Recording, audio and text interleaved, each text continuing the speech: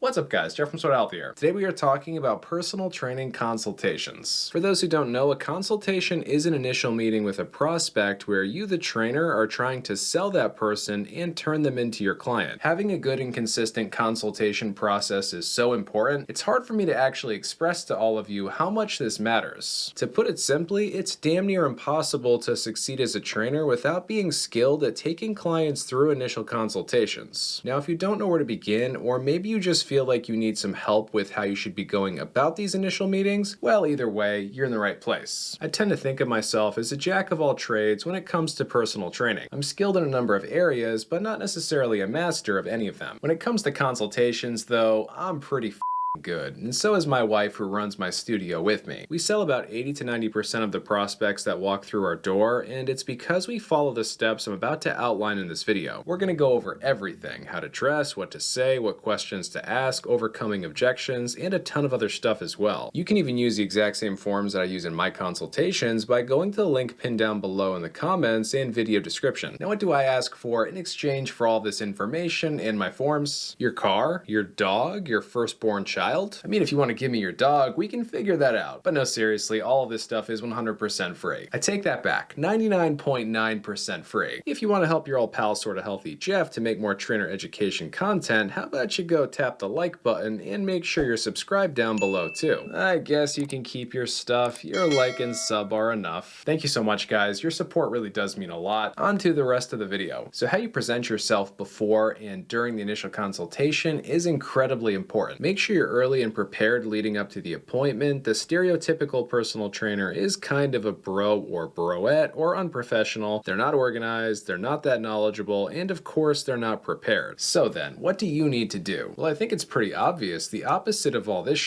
you need to be professional, organized, knowledgeable, and prepared. Like we said, be early and ready to go before your prospect shows up, but you also need to look the part as well. My entire last video focused on what you should wear as a personal trainer, whether you're going for a job interview or you're about to go do a normal day's work. Fitness professional is the look that we're going for, and it's especially important in an initial consultation. Wear a polo or a quarter zip pullover and some non-baggy athletic pants. Try to look as clean cut and professional as you can. It does help when you're selling thousands of dollars of personal training. You want every advantage you can get. When it comes to being organized, knowledgeable, and prepared, that's where my forms and strategies will really help you shine. Moving over to the main consultation form now. Again, this is free to download at sortahealthytrainered.com in the business form section. The first thing you want to do upon your client walking through the door is to greet them by their name. Say, hello, you must be blank, whatever their name is. I'm Jeff from wherever you work. If you've already met them, say this instead. Start things off in a very positive note and keep that positive energy for this entire meeting. By the way, guys, we cover a ton in this video. If you want to see me doing an actual consultation rather than me just telling you how to do one,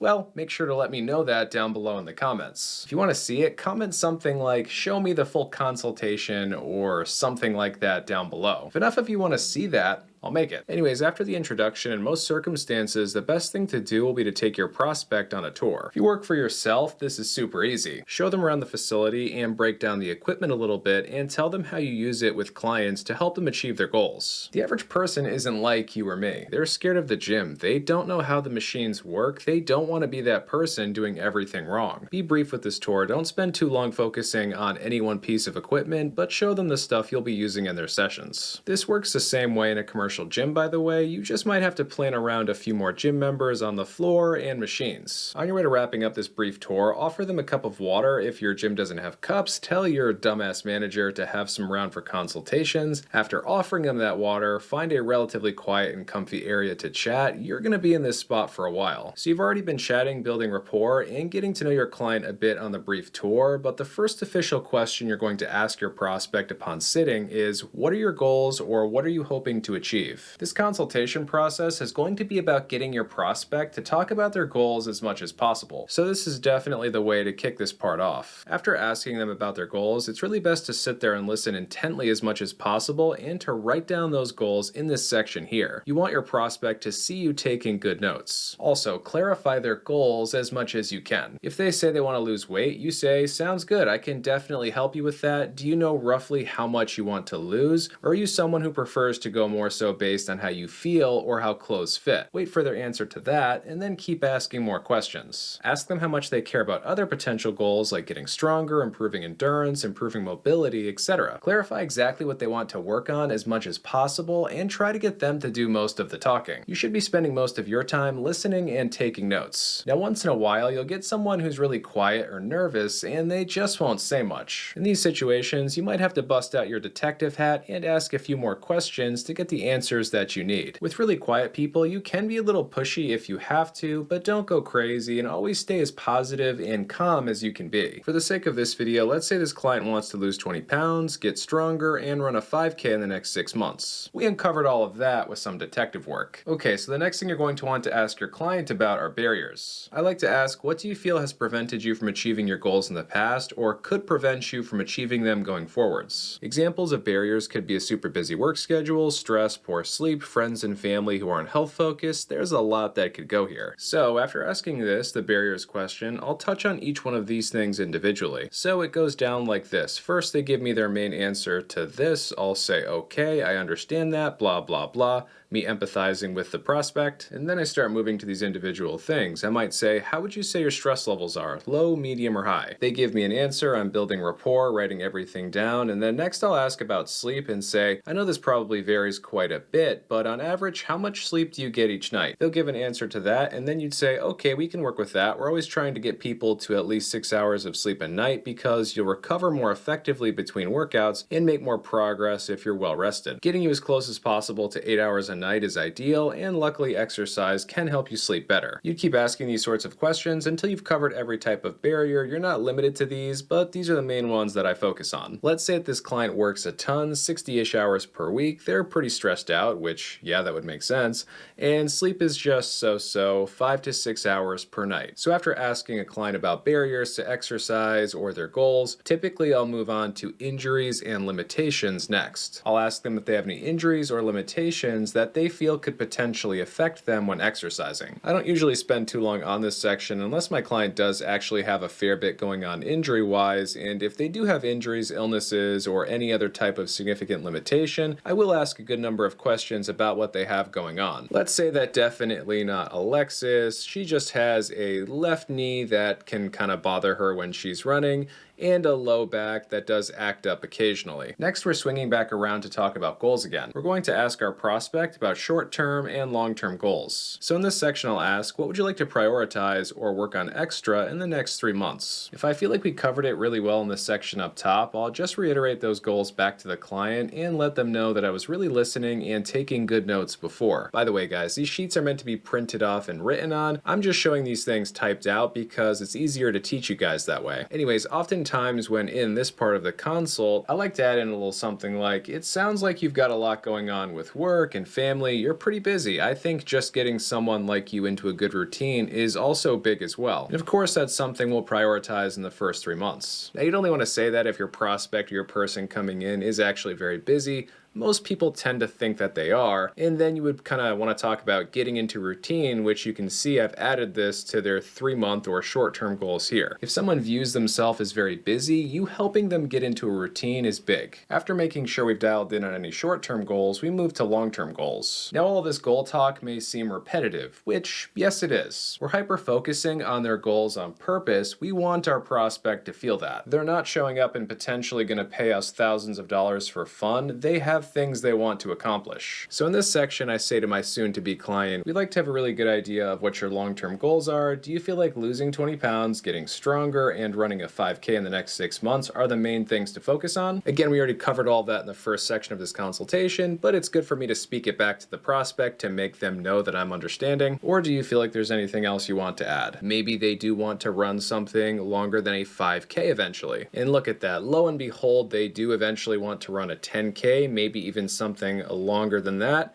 And we know that because we're asking good questions along the way. When you reiterate a client's goals back to them in this section of the consultation, usually they'll be like, yeah, that sounds great. That's exactly what I want to work on. Typically, you just say sounds good and you move on from there, but sometimes they'll have one or two more things to add in this section, like this one, of course. Continue to be positive, ask good questions, take good notes, empathize, and be confident you can help. Confidence is key in consultations. More on that soon. Moving on to the second page of our consultation chart, and I'm sure many of you are thinking something along the lines of, damn Jeff, how long is this whole consultation process gonna take? Well, it takes about an hour, sometimes a little bit less, sometimes a little bit more. We want to take our time in this whole process and build as much rapport as possible. Selling personal training is different than selling a car. Everyone knows what a car is and has a pretty good idea of what owning a car is going to be like. When it comes to training, most people have misconceptions about what it is. I also think it's pretty fair to say that most people have pretty low expectations going into a meeting with the average personal trainer. Luckily, we can use this to our advantage. In fact, I would argue being the opposite of these personal training stereotypes is how I've built a few successful businesses now, and you can do that same thing too. Anyways, continuing on with the consult, long story short, take your time and be thorough if you want to consistently sign people on. So next up, we're going to ask our client about activities or different types of exercise they've done in the past. This is probably the least important part of the consultation, so most likely you'll get through this section quick. I ask, what type of physical activity have you done in the past? Anything would count here: hiking, biking, walking, jogging, weight training, whatever. Find common ground, ask good questions, etc. But I'll move on from this section pretty quick because I don't actually care that much about what type of physical activity they've done in the past. We, you and I, should both be confident that we can get them to their desired outcome regardless of their previous experience. Our prospect says she's done this stuff after some friendly questions. So in the next section, you're going to be asking your prospect about what they eat, aka nutrition. And you might be thinking, Jeff, why would I ask my client about nutrition? It's not in our scope of practice to offer nutritional advice. Well, you've been lied to about that. Maybe that's too strong a way to put it. You've been misled. I think that's fair. The certification companies, NASM, ACE, ACSM, NSCA, ISSA, etc., have a tendency to make blanket statements about what you can legally do nutrition-wise as a personal trainer. Some of them make it seem like you basically can't do anything, which is simply not true. I'm going to keep this short. This video is about consultations, not nutrition laws, but in green states, you can do a ton of nutrition coaching with clients. It's best not to give meal plans, don't work with people who have diseases, but pretty much everything else reasonable is fair game and in your scope. Many yellow states like Texas are basically just green states in disguise. You can do a ton of nutrition coaching in Texas and many other yellow states too. Some yellow states are different. Check your local laws. Orangish brown states have more restrictions, but you can still have your clients use tools that are created by registered dietitians. PN's Portion Control Guide and a food tracking app like MyFitnessPal are examples of tools that can be recommended anywhere. Long story short, you can do a fair amount of nutrition coaching in any part of the US, and that's going to be true in many other countries as well. This map is on holisticcounsel.org, by the way. I go over it a bit more in this NASM Certified Nutrition Coach video, and I'll go over it again in an upcoming video on how I do nutrition coaching with clients. So knowing all of that now, you can see why it's valuable to know roughly what our client is eating. If their main goal is weight loss and they're eating too much and have a terrible diet, they're not going to lose weight. So ask your client what their average breakfast, lunch, dinner, snacks, dessert are on any typical day. Ask them about each one of these meals individually and make sure you get a good response for each one. After asking them about meals, ask them what snacks and desserts they most often have on a typical day and write those down as well. This client happens to snack a lot but basically never has dessert. I'll then ask them about drinks. Drinks would be anything liquid that has calories. Soda, fruit juice, obviously alcohol would all count here. I try to figure out how much they're consuming of all of these things in any given week. Be as thorough as you can be here. Uncover everything about their diet as best as you can and say something like, overall this diet looks pretty good. I think we can improve here and maybe here a bit, but this isn't too bad. Unless their diet is actually that bad, in which case don't tell them that their diet is decent. Either way, try to stay positive and point out at least one or two changes and things you'll be monitoring to help them get to their goals. After discussing nutrition a bit, you're going to move on to the last section of this part of the consultation. You're going to ask the client, what do you feel is the most important thing I can do for you, or what do you want to work on the most? As soon as I ask that question, I typically say a few things that I uncovered earlier. We already know this person wants to lose 20 pounds, get stronger, and run a 5K in the next 6 months, so I'll reiterate those things back to the client at this point. Sometimes they'll have one last thing to add here, but usually we've talked about goals so much by this point that we're good good to move on pretty quick. I then have my client rank the next 5 categories on a 1 to 5 scale, 1 being something they don't really care about, 5 being something that matters to them a lot. I'll ask my client about each one of these things individually, and I'll explain what each one is. Weight loss is what it sounds like, but I still explain it a little bit. Strength gain isn't you, the trainer, turning them into a power lifter, unless that's what they want. To the average person, I describe strength gain as being strong enough to pick something heavy up off the ground with good form and without hurting yourself. Definitely not Alexis tells me she's a 5 for weight loss and a 3 for strength gain. Next up is muscle gain, and I tell clients that muscle gain isn't us turning you into a bodybuilder, it's more so giving you that toned look that people are looking for. She says she's a 4 here, she does want to be toned. Mobility improvement is similar to flexibility improvement, except mobility implies that you'll be able to use that flexibility in everyday life, whether you're walking your dog, playing with your kids, or doing pretty much anything. Definitely not Alexis says she's already pretty flexible, it's relevant but not that important, so just a 2 or a 3 here for her. The last category here is posture improvement and injury prevention. I don't want this video to become a debate of what good or bad posture is, or whether or not you can actually improve someone's posture. The average person struggles with some degree of neck, shoulder, and back pain,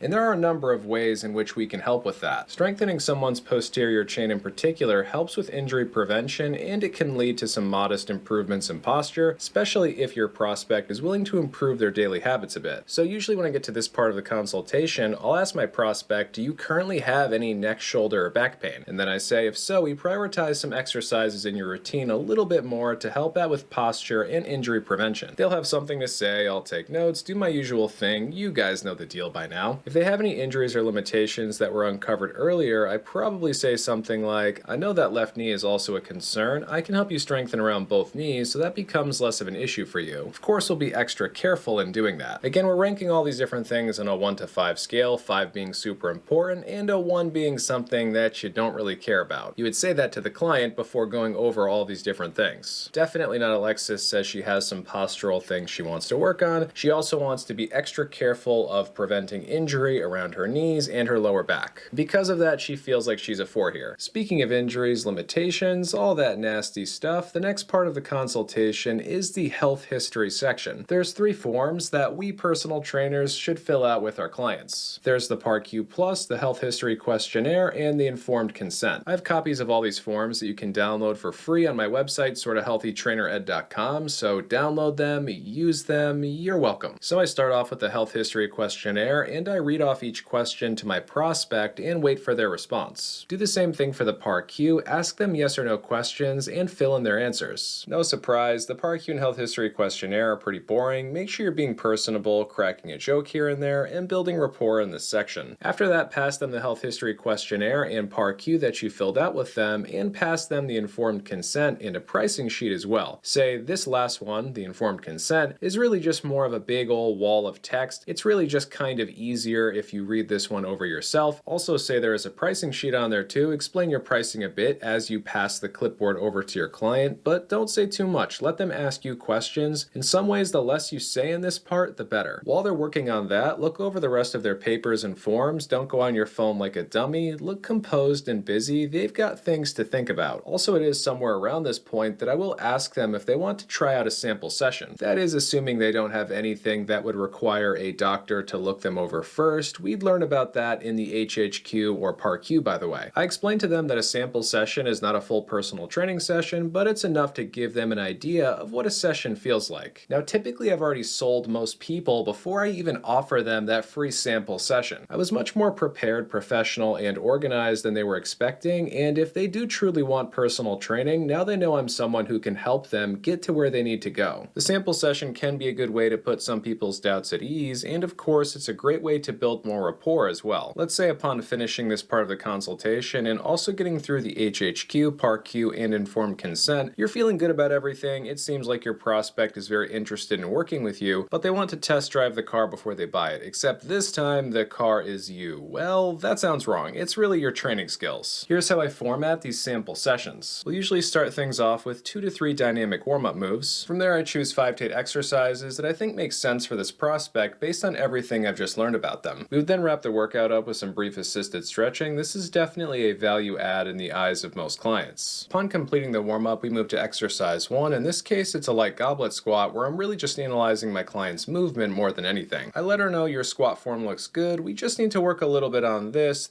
and that. Obviously your feedback is going to be a little bit different for every client. No matter what though, I'm looking for small things to improve form-wise with this prospect. After 12 reps there, I say, good job, how'd that feel? Easy, medium, or hard? She says easy, so I say, okay, we'll make 1 or 2 adjustments in round 2. I then have my prospect superset those squats with lateral band walks. I tell her that these will help strengthen her glute medius, which, if we're consistent with that, it should help her knees as she's preparing to run her 5K. People generally do okay at strengthening forwards and backwards, but not so much side to side. All true statements, by the way. I bounce back and forth between these 2 exercises until we've done 3 sets of the goblet squats and 2 sets of the lateral band walk. Now, definitely not Alexis. She's reasonably fit, but she hasn't been working out consistently for a long time now. So for her next exercise, the bar push-up, I make sure to let her know we're going to start out this bar push-up at a height of 12. Over time, we'll gradually lower this bar as you become stronger. She does well there, and we're supersetting that exercise with TRX rows. We'll do 2 sets of each movement, and in each set, we're looking for rep ranges that challenge but don't kill our prospect. I make sure that along the way I'm asking my client good questions, keeping tabs on the difficulty level. Medium is what we're looking for typically, and of course I'm building rapport whenever I can. Ask where they're from, what they do for work, ask about their family, whatever. It doesn't matter much. Be positive and friendly. Next up, I'm going to have my client complete 2 sets of the Pallof press and 2 sets of bicycle crunches. I'm demoing everything first, of course, having fun along the way. We'll do 2 sets of each exercise, supersetting them. I'll finish this mini sample session up with a plank and say something like, we're gonna wrap up our sample session with everyone's favorite move, the plank. Today we're gonna go for the elbows and forearms version. Make sure you keep a flat back and a tight core. Let's see how long you can go for with good form, and then we'll do some quick assisted stretching after that. She does her plank. I say something like, great job, you did really well considering this wasn't even the first actual session yet. I then ask, how's everything feeling? Then she'll say something like, good but tired. Most people are pretty out of shape, that's why you have a job. I then ask something like, what's more tired, your arms or your legs? We do some assisted stretching at the end of our sessions. She says her legs are more tired from the squats and a run the day before, so I say, okay then, let's have you lay down on the mat and we'll do some quick lower body stretches. I take her through a brief assisted stretching routine, chatting about whatever really, still just building rapport and being a nice normal person. As we're walking over to the area where we chatted about goals for the bulk of the consultation, I ask, what do you think? Does one of the options make the most sense for you? I don't say anything else, the less you say the better. Typically they'll say, this is the one I'm thinking makes the most sense, pointing to an option, or they'll say, which do you think would work best? If they ask me my opinion, I answer honestly based on what I know about them and their goals, which I know a good amount by this point. If they pick one, I say, sounds good. If they pick an option, don't try to convince them to buy something else, let them make the decision. I know many of you are thinking, but Jeff, what do I do if they say, I need to talk to my husband or wife about it first? The age-old nice way to say no to a sale. Let me ask you, the trainer watching this right now, are you getting this often? If you are, I think it speaks to a larger issue. Something is probably going wrong. Really, there's 3 main things. The most likely issue is that you didn't display enough value or confidence in that initial consultation. If you're not confident that you can help someone lose weight, get stronger, whatever, they're not going to sign up. I'm confident that I can help people do these things because I've done it before with many clients. There's no scent of BS in this consult, and that helps. If you haven't helped anyone do anything, well, yeah, that makes it a bit harder. So what do you do to fix this situation? 2 options, either fake it until you make it or practice on some friends and family, get a few of them awesome results, and gain some damn confidence from that fine work. Another reason that you might be getting this rejection is that you're in the wrong location. Okay, so there's a lot to unpack here, and this could be a video in its own right, but if you're getting this often at the end of a sale and you're positive that you're killing it in these consultations, well, yeah, you might just be in the wrong spot. If I did the exact consultation that I just showed you in my private studio, that's going to close 80 to 90% of prospects. If I did that same consult in a Planet Fitness in a low income area, I'd probably only be able to close the sale 25 to 35% of the time. I'm still going to get about a third of them, but in a typical cheap gym, a ton of people really just don't want personal training, but they sign up for consultations anyways because what the hell, why not? They're in the gym anyways. May as well go see what it's all about. Many people also just have no idea what personal training is or what it actually costs, especially in cheaper gyms. So yeah, you're going to have a tougher time selling people like that. Long story short, if you're getting the dreaded, I need to talk to my husband or wife about it first often, a lack of value or professionalism being demonstrated on your end is likely the biggest issue, but your location definitely matters too. The third point here is that, believe it or not, sometimes people really do feel that they have to talk to their significant other before making a big purchase. I don't know about you, but I'm this way with certain things. I don't know that I've ever made a purchase of more than $1,000 without thinking about it for a while first or chatting with someone I trust before pulling the trigger. So then, the big question: what do you do when confronted with the husband-wife dilemma? Contrary to what you've been told, the best thing to do in my experience is to continue being positive and understanding. I used to use the Hormozi, who's actually a good guru, and other less impressive sales gurus' tactics for overcoming objections. And sometimes it would work. I would convince someone to try out training when they gave me an excuse first. Want to know what works even better? Just actually being professional and good at consultations. I know, crazy, right? Anyways, last time, but I can't stress this enough, if you're getting the I need to talk to my significant other first thing or any other excuse often, there's something else going wrong. I probably get the excuse 2 times out of 10, likely even less than that, but we'll use that number for this example. To those 2 people, I say no worries, I totally understand, here's my card, and if you have any other questions about anything, let me know. If I don't hear from you in a few days, I'll reach out to see how you're doing. Out of the 2 who didn't initially sign up, half of those who go home, talk, and think about it do end up signing on, bringing me to 9 out of 10 being sold. When I used to try to overcome objections, the numbers were worse than that. Also, when overcoming the objection goes wrong,